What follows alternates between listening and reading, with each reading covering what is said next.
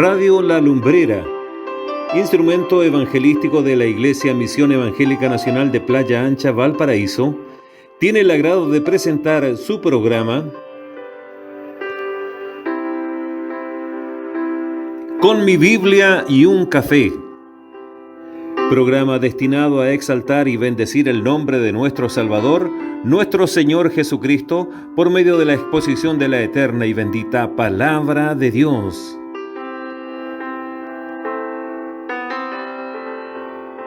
Con mi Biblia y un café, y su conductor, el pastor Salomón Enríquez Llévenes.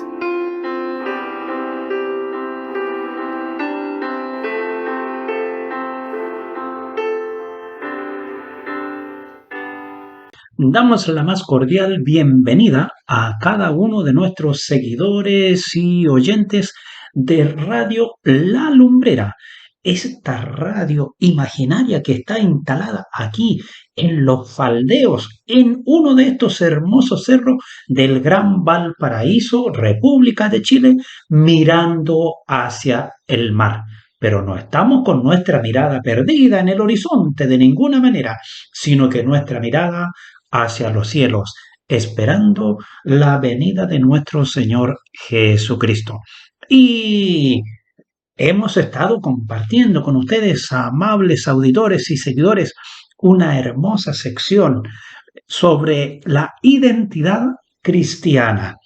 Pero antes de continuar, como siempre ha sido nuestro estilo, vamos primero a encomendarnos al Señor para que todo lo que hagamos, lo que usted haga cuando va a su trabajo, cuando va al colegio, cuando va a la universidad, cuando va por la noche a cumplir algún turno laboral, cuando emprende un viaje, cuando emprende un tiempo de recreación, de disfrutar con la familia, siempre tiene que haber en nosotros una recomendación personal y, por cierto, también encomendar nuestras vidas al Dios eterno. Soberano Creador, te agradecemos a esta hora del día en que podemos estar una vez más a través de esta hermosa señal que alcanza a cada uno de los corazones de nuestros auditores, de nuestros hermanos y hermanas con quienes estamos compartiendo la bendición de tu palabra. Señor, en el día de hoy te pedimos que seas colocando consuelo en aquellos que están tristes. Dios eterno, que seas colocando solución en aquellos problemas que nuestros hermanos tienen y que son, por cierto, de distinta naturaleza. Alguno tendrá un problema de carencia laboral, de falta de un trabajo para el sustento de su familia, de su hogar o su sustento personal. Tal vez estarán enfermos en un hospital o en sus hogares, en alguna condición solitaria, tal vez, tristes o abandonados. Señor, no conocemos todo. Por ello es que los encomendamos delante de tu presencia y para que tu Santo Espíritu tenga misericordia de sus vidas, como también de aquellos, Señor, que están pasando por tiempos de depresión, de situaciones apremiantes propias de este mundo laboral, del siglo que estamos viviendo. Padre eterno, pero por sobre todas las cosas, rogamos a ti en tu misericordia que nos dirijas y nos guíes para el programa que hoy queremos desarrollar.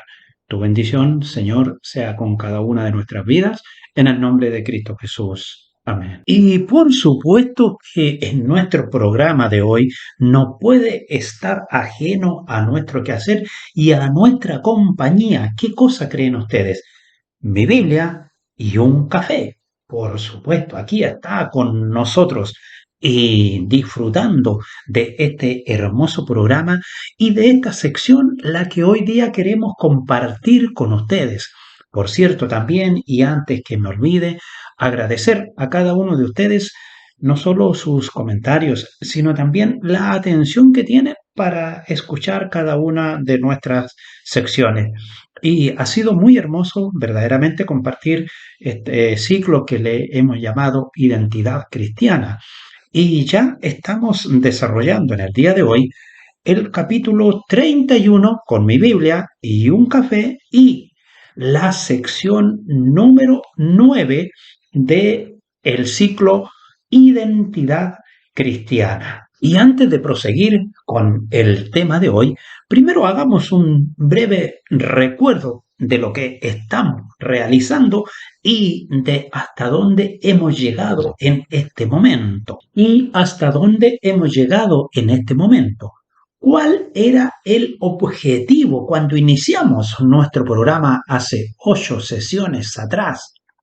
Pues algunos de ustedes dirán, la verdad es que no recuerdo porque no sé lo que se dijo hace 8 semanas atrás. Bueno, la idea era que a través de este desarrollo del ciclo llamado identidad cristiana, cada uno de nosotros pudiéramos, en primer lugar, comprender, entender y, por cierto, asumir también esa enseñanza que se nos iba a entregar, que ya se nos ha entregado y que nos faltan algunas secciones por realizar también. Y, por cierto, que entendamos lo que significa la identidad cristiana, que nos empoderemos de ella. ¿Ah? Así como el hombre que quiere ir a una competencia no solo está compenetrado de lo que quiere hacer, sino que también asume su papel como competidor y se apropia de ello y quiere ser un ganador.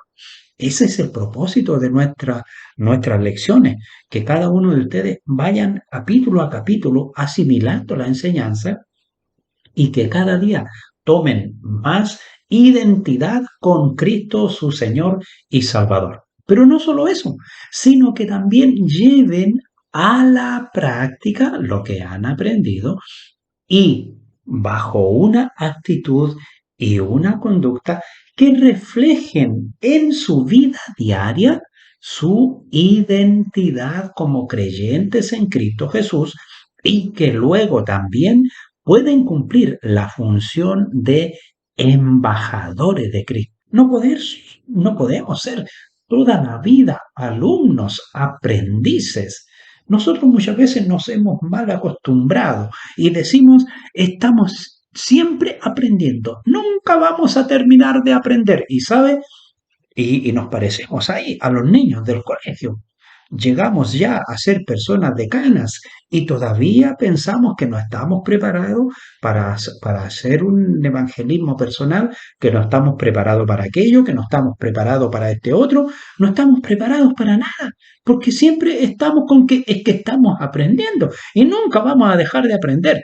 Es cierto que mientras tengamos nuestra capacidad intelectual viva, y nuestras neuronas estén ahí, pero muy lúcidas, es como un computador, siempre va a haber la posibilidad de que se escriba un documento y si el documento anterior se borra, se sobreescribe sobre aquel y sigue funcionando y sigue funcionando. Esa debe ser nuestra mirada como creyentes en Cristo Jesús. En algún momento de la vida tenemos que decir, ahora yo tengo que compartir lo que he aprendido. Es cierto que a través de este ciclo nosotros hemos hecho algunas definiciones y la primera y una de las más importantes fue cuando definimos el proceso de salvación cuyo testimonio visible es el bautismo. ¿Y qué fue lo que dijimos ahí? Dijimos que la salvación era una marca imborrable que tiene todo hombre o mujer de cualquier edad con discernimiento que sea reconocido como pecador delante de Dios y que a través del sacrificio de Cristo en la cruz ha recibido nueva vida gratuitamente, solo por la inmensurable gracia de Dios. Luego, comentamos después en una oportunidad y hablamos sobre nuestra expresión oral, es decir, lo definimos como el lenguaje verbal cristiano. ¿Y qué dijimos allí? Finalmente, después de una exposición, terminamos haciendo nosotros una hermosa definición a nuestro lenguaje. Mire, si usted lo quiere buscar en el diccionario de la Real Academia Española, no lo va a encontrar, porque esta es una definición nuestra, hecha por Radio La Lumbrera. Así que no va a encontrar usted esta definición en ningún diccionario, ni en ningún libro de teología tampoco. No, nosotros no hacemos cosas para que queden en los libros de teología. Lo que nosotros hacemos es para que llegue y esté al alcance del entendimiento y del conocimiento de cada uno de nuestros oyentes y por sobre todas las cosas haga vida en ellos y que, por supuesto, el objetivo final que sea llevado a la práctica. Entonces, respecto a nuestra expresión oral o lenguaje verbal cristiano, dijimos que es el lenguaje que usamos los creyentes en Cristo Jesús y que nos diferencia de los demás. Y fíjese que es el lenguaje que usamos siempre. Lo usamos en casa, lo usamos en nuestro trabajo, lo usamos en nuestras relaciones interpersonales, lo usamos en el templo, lo usamos en cualquier lugar. Es el mismo lenguaje. Nuestro diccionario no cambia, pero tiene algo especial.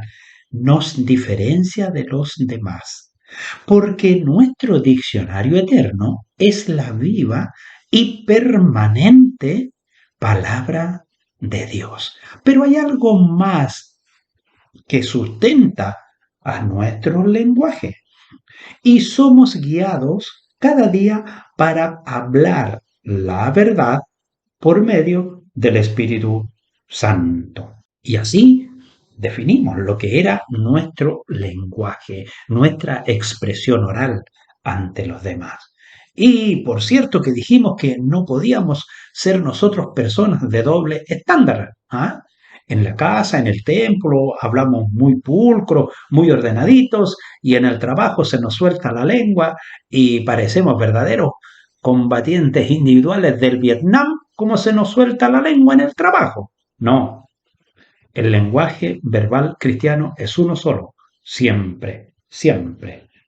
Y por cierto que también, junto con estos puntos que son parte de estos principios fundamentales y que son señales, son marcas visibles, dijimos, de nuestra identidad como cristianos. ¿Ah? Y por cierto, luego después tratamos acerca de la verdad. Y en ella vimos que hay definiciones en el aspecto antropológico, hay definiciones de la verdad en el aspecto sociológico, en el aspecto psicológico. Y por cierto, también hay definiciones de la verdad en el aspecto religioso o espiritual. Pero nosotros, una vez más, le quebramos la regla, le quebramos la norma al típico diccionario de la lengua española y nosotros, a través de lo que hemos aprendido y de lo que el mensaje nos ha impactado a nuestra vida, definimos también lo que era la verdad.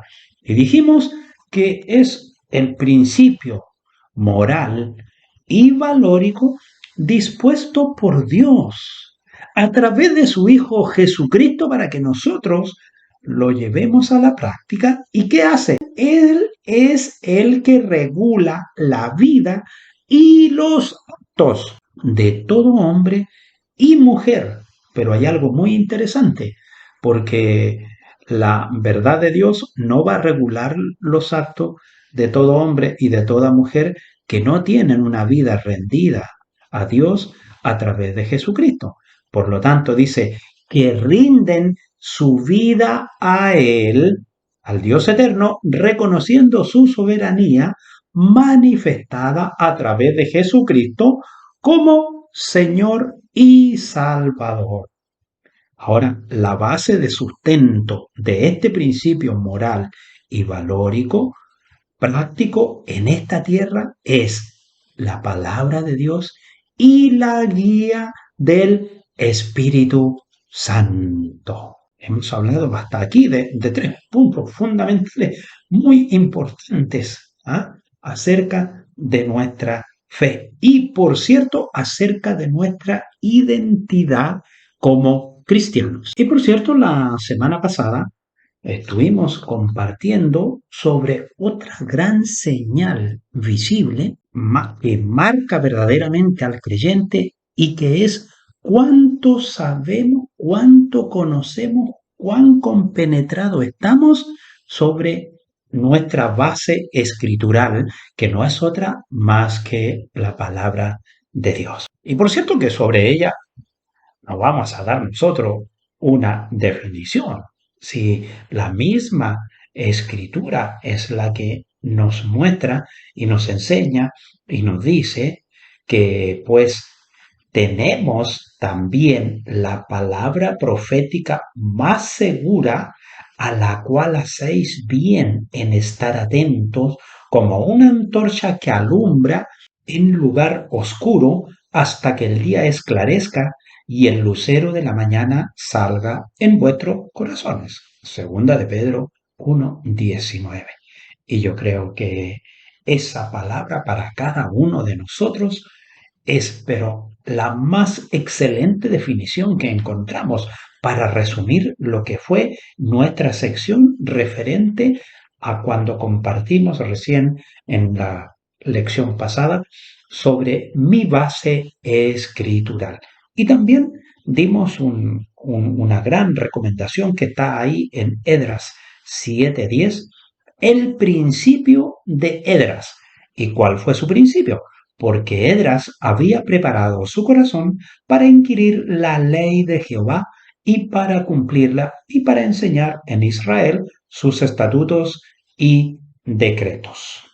Es decir, tiene que haber en cada creyente una necesidad, un hambre de querer instruirse, de querer prepararse, de inquirir, de investigar, de escudriñar la palabra de Dios, no solo con el propósito de hacerse un gran doctor, como fue en los tiempos de nuestro Señor Jesucristo. Había muchos doctores de la ley, pero pocos cumplidores, pocos responsables. En pocos de ellos estaba realmente la palabra en sus conciencias. Lo que queremos a través de la enseñanza que encontramos en Edras 7:10 es que nosotros la estudiemos para cumplirla y también para cumplir con el propósito multiplicador, para enseñar en Israel sus estatutos y decretos. Eso es lo que hasta el momento cada uno de nosotros hemos podido oír a través de este hermoso ciclo que estamos compartiendo con ustedes con mi Biblia y un café. Por cierto que ahora queremos proseguir diciendo que ya hemos definido, ¿verdad?, lo que es la identidad cristiana. También hemos hecho referencia al lenguaje cristiano y por cierto que hicimos mucho hincapié en la sección de cuando hablamos sobre la verdad. Y cuando hablamos sobre la verdad fueron 2 capítulos muy extensos y también destacamos la evidencia escritural de la palabra de Dios y la importancia que ella tiene en nuestra vida. Ahora, en este contexto, en este panorama, a través de nuestro estudio y de nuestra exposición acerca de la identidad cristiana, tenemos presente los siguientes componentes. Primero, el Dios eterno. Segundo, su palabra. Y a través de su palabra nos muestra la verdad. Y por cierto, cada uno de nosotros tiene su conciencia que involucra pensamiento y razón. Pero hay algo que hace conexión, que nos une entre Dios y su palabra, que está con nosotros todos los días para guiarnos a buscar ¿qué cosa? La verdad. Y por cierto que yo sé que es muy posible que alguno de ustedes me diga y tenga pronto en sus labios la expresión, es el Señor Jesús. Pero le tengo que decir que no es el Señor Jesús, porque el Señor Jesús no está con nosotros aquí en la tierra. Dice la Escritura que Él está sentado a la diestra de Dios el Padre y un día, en el tiempo determinado por el Padre, Él vendrá a esta tierra como Rey y Señor a aplicar justo juicio. Ahora, ¿qué es entonces si Dios está en los cielos? Su Hijo está sentado a su diestra y yo tengo aquí en la tierra la palabra inspirada del Dios eterno. Entonces, ¿quién es el que me ayuda? ¿Será la Biblia? La Escritura me muestra la verdad, me muestra el camino a mi conciencia. ¿Quién es entonces el que interactúa entre el cielo y la tierra y mi conciencia en esta búsqueda de la verdad. Y yo creo que lo podemos asegurar con toda certeza que quien me ayuda no es otro más que el Espíritu Santo. Ahora sí que decimos que nuestra ayuda oportuna es el Espíritu Santo. Y aquí está lo importante también, cuánto conocemos de Él. Verdaderamente no lo vamos a saber todo porque el Espíritu Santo es una persona de la Trinidad y pertenece al gran mundo soberano, inmenso, que no lo podemos medir, del Dios eterno. Por lo tanto, lo poquito que se nos muestra a nosotros sobre el Espíritu Santo en la Escritura es lo que podemos comprender. Podríamos decir, ¿qué es? ¿Es un poder, una energía, un espíritu? ¿Tiene características? Lo primero que diremos es que el Espíritu Santo es parte de esa deidad del Dios Trino, Padre, Hijo y Espíritu Santo. Lo segundo que podemos decir es que el Espíritu Santo, siendo parte de la deidad trinitaria, ¿ha estado siempre actuando en el mundo o en cada tiempo su protagonismo ha sido distinto? Pues bien, en este contexto podemos decir que desde el principio de la creación tenemos una indicación de la obra del Espíritu Santo es la de completar y de sostener lo que Dios Padre ha planeado, lo que Dios el Hijo ha empezado. Y así es como está señalado en Génesis 1:2. El Espíritu de Dios iba y venía sobre la superficie de las aguas. Lo vemos en Pentecostés con el comienzo de la nueva creación. Es el Espíritu Santo el que viene a la iglesia con gran poder. Lo vemos allí en Hechos 1:8, 2:4 y también en el versículo 17 y 18 del capítulo 2. Debido a que el Espíritu Santo es la persona de la Trinidad mediante la cual Dios se manifiesta particularmente su presencia en la era del nuevo pacto, el cual nosotros estamos viviendo, entonces es apropiado que el mismo apóstol Pablo llamara al Espíritu Santo como las primicias, como la garantía, como el anticipo de la plena manifestación de la presencia de Dios que nosotros conoceremos en el nuevo cielo y en la nueva tierra, según lo describe allí Apocalipsis 21 del 3 al 4.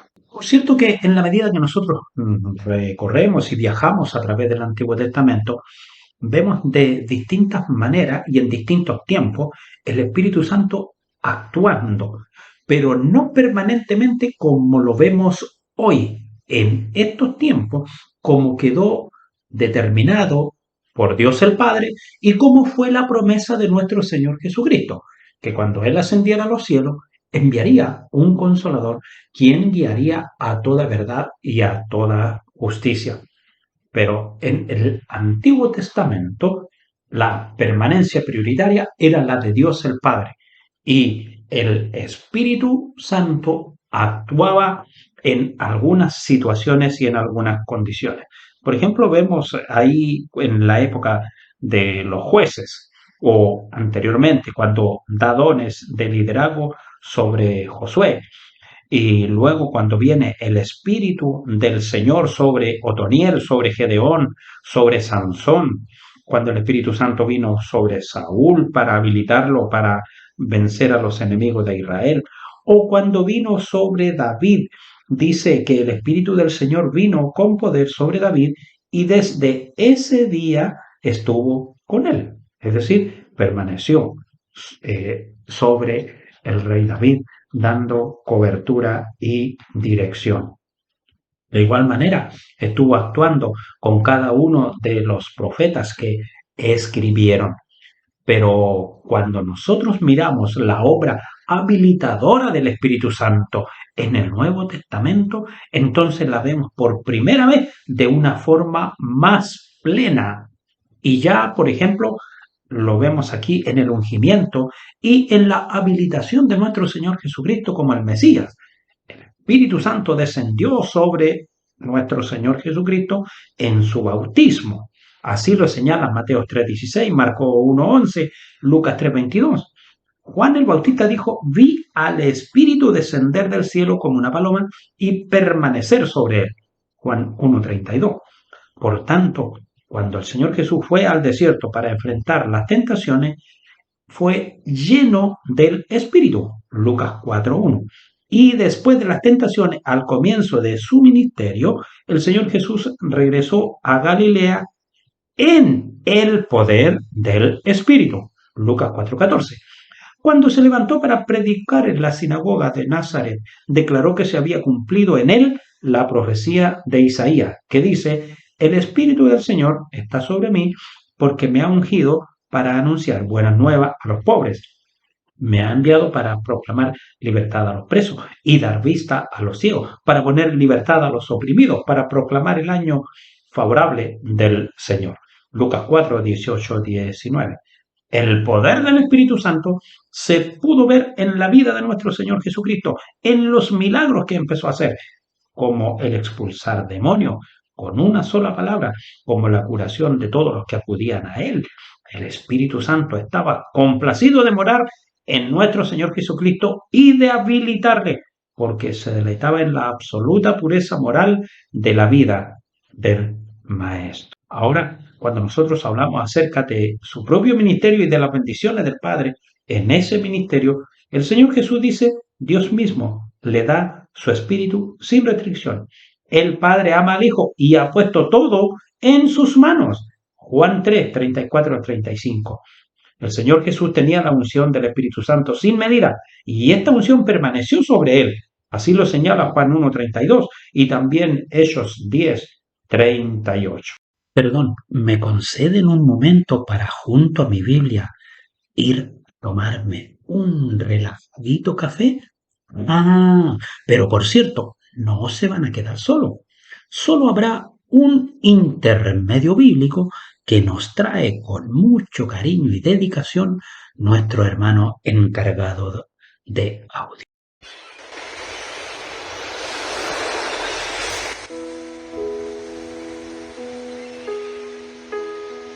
En la multitud de tus caminos te cansaste, pero no dijiste: no hay remedio. Hallaste nuevo vigor en tu mano, por tanto, no te desalentaste. ¿Y de quién te asustaste y temiste? ¿Que has faltado a la fe y no te has acordado de mí, ni te vino al pensamiento? ¿No he guardado silencio desde tiempos antiguos y nunca me has temido? Yo publicaré tu justicia y tus obras que no te aprovecharán. Cuando clames, que te libren tus ídolos, pero a todos ellos llevará el viento, un soplo los arrebatará, mas el que en mí confía tendrá la tierra por heredad y poseerá mi santo monte, y dirá: allanad, allanad, barred el camino, quitad los tropiezos del camino de mi pueblo. Porque así ha dicho el alto y sublime, el que habita la eternidad y cuyo nombre es el Santo. Yo habito en la altura y la santidad, y con el quebrantado y humilde de espíritu, para hacer vivir el espíritu de los humildes y para vivificar el corazón de los quebrantados. Porque no contenderé para siempre, ni para siempre me enojaré, pues decaería ante mí el espíritu y las almas que yo he creado. Isaías, capítulo 57, versos 10 al 16. Continuamos con mi Biblia y un café.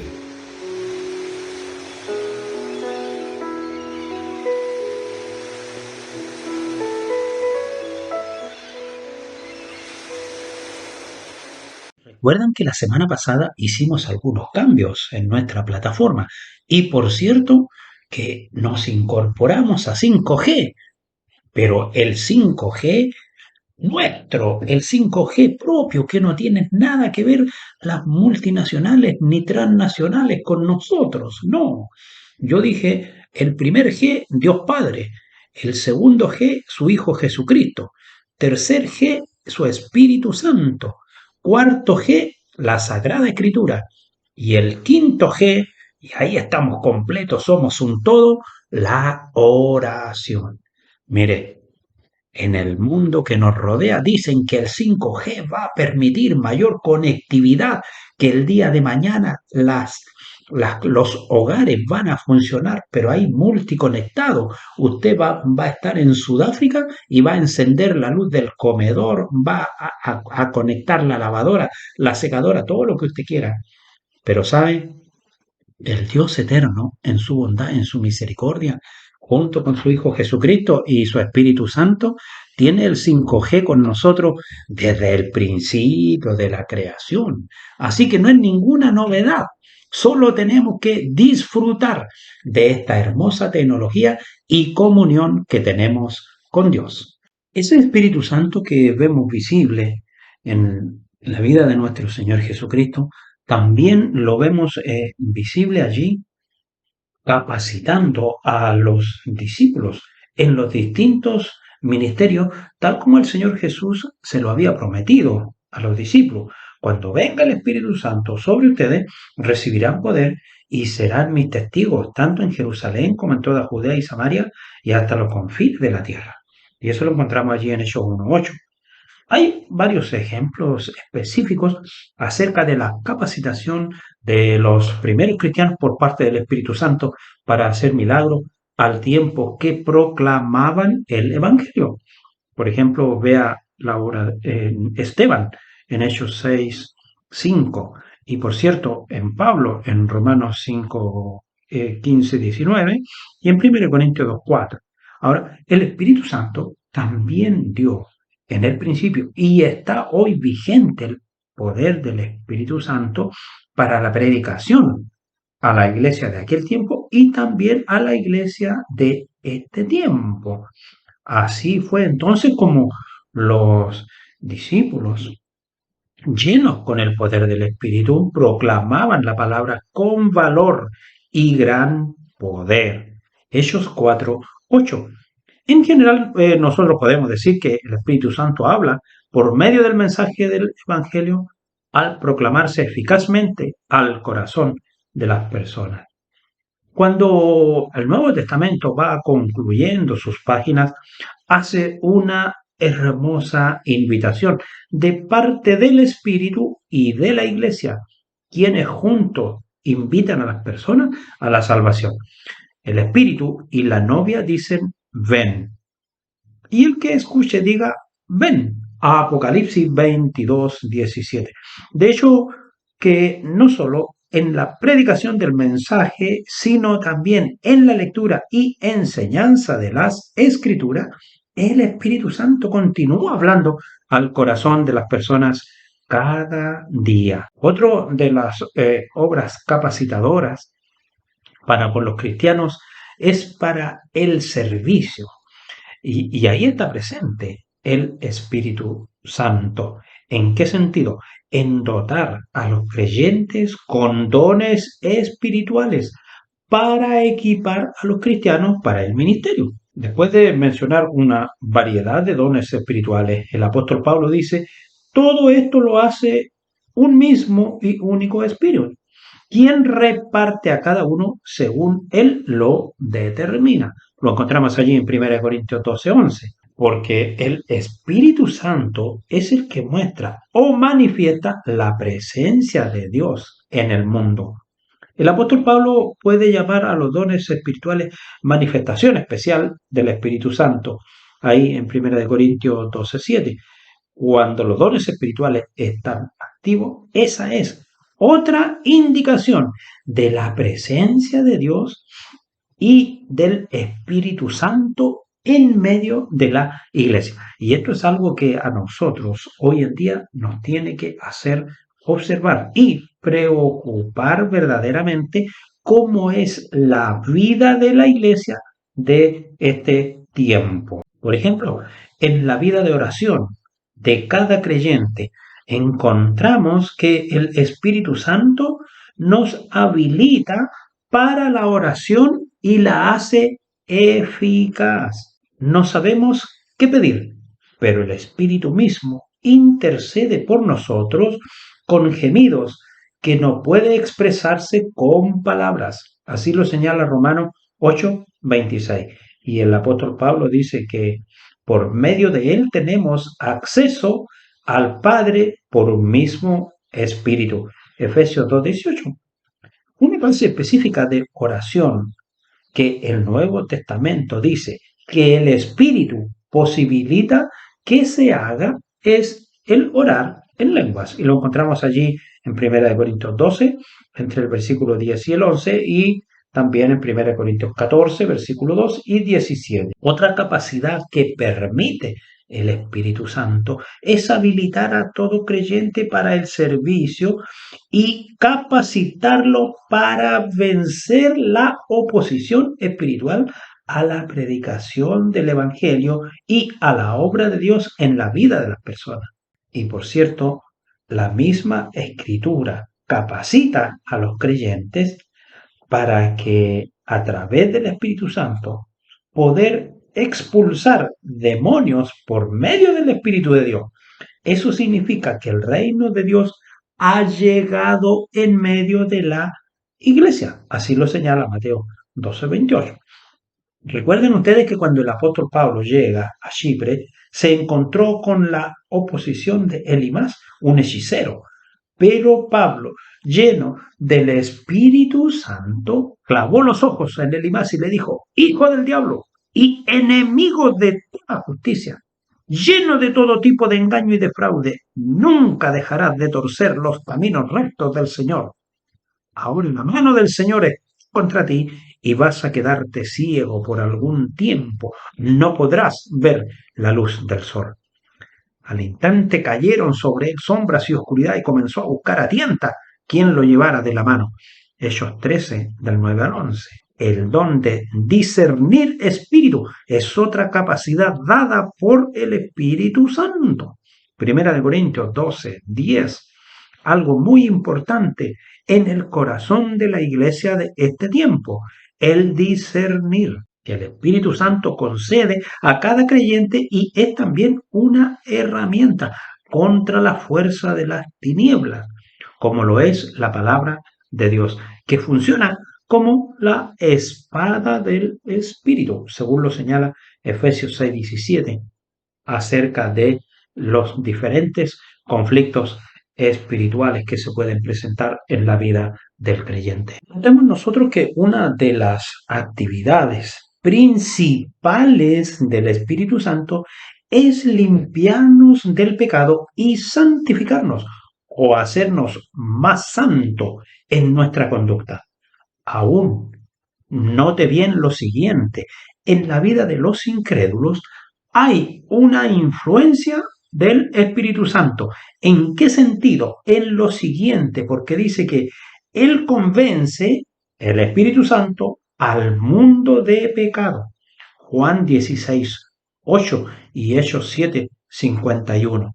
Pero cuando las personas se hacen cristianas, el Espíritu Santo hace una obra de limpieza inicial en ellos, propiciando un rompimiento decisivo con las pautas de pecado que tenían antes de llegar a los pies de Cristo. Pablo dice de los corintios: pero ya han sido lavados, ya han sido santificados, ya han sido justificados en el nombre del Señor Jesucristo y por el Espíritu de nuestro Dios. Allí en 1 Corintios 6:11 y también en Tito 3:5. Esta obra de limpieza y de purificación del Espíritu Santo es lo que está simbolizada cuando nosotros leímos en la palabra del Señor allí a través de Juan Bautista, que él decía que el Señor Jesús bautizará a los creyentes con Espíritu Santo y fuego. Ahora, después de este rompimiento inicial que tenemos cada uno de nosotros en nuestra experiencia personal, cuando rendimos nuestra vida a Dios a través de la obra de nuestro Señor Jesucristo, este quiebre con el pecado, que el Espíritu Santo es quien produce en nuestras vidas la conversión. También produce en nosotros un crecimiento en busca de la santidad de vida y hace que brote dentro de nosotros el fruto del Espíritu que está allí representado en amor, alegría, paz, paciencia, amabilidad, bondad, fidelidad, humildad, dominio propio. Lo encontramos allí en Gálatas 5, 22, 23, cualidades que reflejan el carácter de Dios en la vida del creyente. A medida que continuamente somos transformados a su semejanza con más y más gloria, debiéramos entonces recordar que esto sucede por la acción del Dios eterno y que es el Espíritu Santo que está en nosotros. La santificación viene por el poder del Espíritu Santo, según lo señala allí 2 de Tesalónicas 2:13, porque si por medio del Espíritu podemos dar muerte a los malos hábitos del cuerpo, entonces viviremos, creceremos en la santidad personal. Así lo encontramos allí en Romanos 8:13.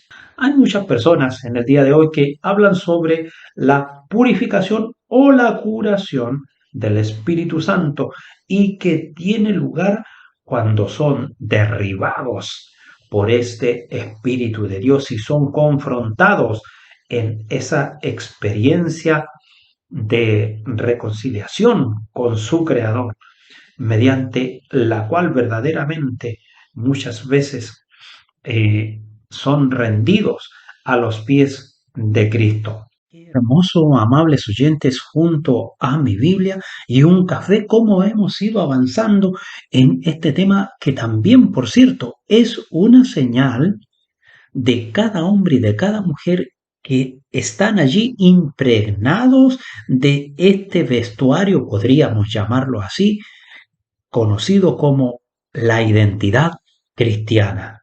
Y el tiempo ha transcurrido inexorablemente. Y por cierto, no queremos dejar truncada nuestra exposición. Pero si bien es cierto, queremos ser respetuosos. Y la próxima semana, si Dios nos concede la bendición de la salud y la vida, por cierto, proseguiremos compartiendo con ustedes de este gran compañero, de este gran ayudador, y que no puede faltar en la vida de ningún creyente, como es el Espíritu Santo, quien nos acompaña y nos ayuda diariamente. Ahora, es posible que tal vez usted diga la verdad, es que yo no lo siento en mi vida. No le eche la culpa ni adjudique su problema a Dios. Es usted el que, por su comportamiento, por su conducta, por su relación personal con Dios, que está bastante lejana, ausente y deteriorada, es que no vive como debiera usted de vivir. ¿Por qué razón? Porque Él fue enviado por Dios el Padre desde el momento en que el Señor Jesucristo ascendió a los cielos. Dice que allí les dio una prueba de espera de 10 días y luego al día número 50, considerando los 40 días posteriores a la resurrección de nuestro Señor Jesucristo, más los 10 días posteriores al ascenso del Señor Jesucristo, entonces son 50 días, cuando se manifestó allí con señales visibles sobre la primera iglesia. Por lo tanto, amables oyentes, nosotros no podemos desconocer que es el Espíritu Santo quien nos ayuda, pero que no se quedó por sí mismo porque fue enviado por el Padre cuando el Señor Jesús ascendió a los cielos. Así que la próxima semana Dios nos conceda la bendición y la oportunidad para seguir compartiendo de esas características especiales que tiene el Espíritu Santo y que, por cierto, también es celoso. Y si usted no presenta un cuerpo como el Espíritu Santo lo merece, pues le puedo decir que usted es solamente carne, pero no hay acción del Espíritu Santo en su vida. Vamos a orar. Te agradecemos, Señor, en este día porque nos concedes esta bendición de compartir con nuestros oyentes y estamos hablando de esta característica tan especial, de esta señal tan específica que tiene que haber en cada creyente. Padre, te damos gracias por ello, por todo lo que nos has enseñado, por lo que podemos aprender y por lo que podemos compartir con nuestros oyentes. Dios de los cielos, a ti, Señor, te agradecemos, alabamos tu nombre y te bendecimos. Y a ti, Señor, te damos toda honra y toda gloria por Cristo, nuestro Señor y Salvador. Amén.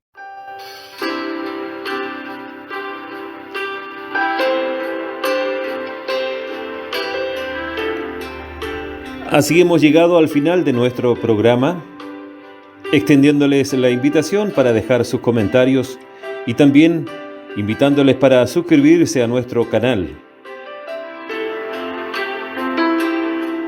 Con la ayuda de Dios será hasta el próximo programa. El Dios de paz bendice vuestras vidas. Amén.